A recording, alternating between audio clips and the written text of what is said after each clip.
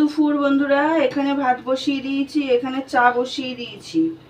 আর মাছ কি মাছ রান্না করব সেটা আমি দেখাচ্ছি, দাঁড়াও।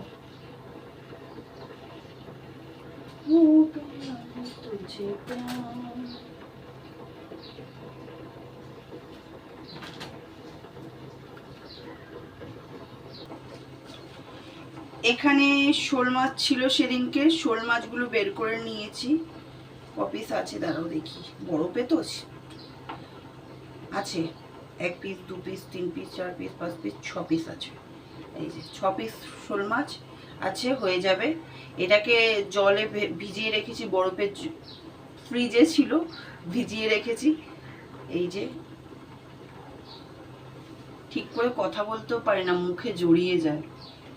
তো কালকে কাজে গেছিলাম, এগুলো রাত হয়ে গেছে, চোখের ঘুম যেন কাটছে না এইরকম। আর প্যারাসিটামল খেয়েছি, এসে এই জ্বর ঠোসাটা না কমছে নাকি, বোরোলিং লাগিয়ে গিয়ে কমাচ্ছে, এত ব্যথা না কি বলবো।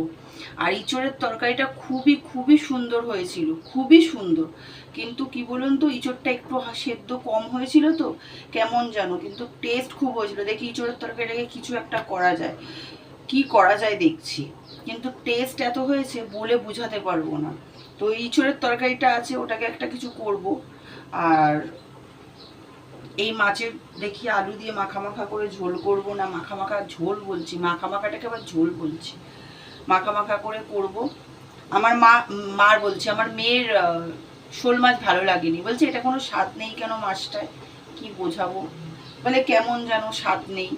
আমি বললাম যে এই মাছ খেতে এরকমই মনে হয় খেতে, তুই তো মাছ এমনিই খেতে চাস না, আর তোর কাছে তো স্বাদই লাগবে না। তো এইটা হচ্ছে মাখা মাখা করে আলু দিয়ে করব। আর ইঁচড়ের তরকারিটাকে কি করা যায় দেখছি। গ্যাসের কথা ভেবে তো বেশিক্ষণ করা যাবে না। ইঁচড়টা কষিয়েছি, তারপরেও যদি ভাপিয়েছি, মানে সেদ্ধ করেছি, তারপরেও যদি ওরম হয় কি বলবো বলুন। তো কালকের বাসি ইঁচড়, আজকে আবার ওটাকে গরম করব। চলো তাহলে, চাটা হচ্ছে, চাটা ফুটছে, চা না খেলে হয় না আমার। কাজে যেদিন যাই না, তা মানে লেট হয়ে যায় তো আস্তে আস্তে, তখন শরীর আর দেয় না। আবার কাজ না করলেও খাবো কি বন্ধুরা, কাজ করতে হবে, তবে না দুটো ভাত মুখে জুটবে। কাজ না করলে খাবো কি, কেউ খাওয়ানোর নেই। জ্ঞান দেওয়ার অনেকে আছে, খাওয়ানোর বেলায় কেউ থাকবে না, সবাই জ্ঞান দেবে। তো কারোর জ্ঞান শুনে লাভ নেই, পেটে ভাত না থাকলে জ্ঞানও তখন কানে ভাল লাগবে না। সব থেকে বড় কথা, আমার মেয়েকে আমার মানুষ করতে হবে। আমার মেয়েকে মানুষ করার মতন ওর বাবা নেই, আমার হাজবেন্ড নেই, ঠিক আছে? তো আমাকে মানুষ করতে হবে, এটা মাথায় রাখতে হবে।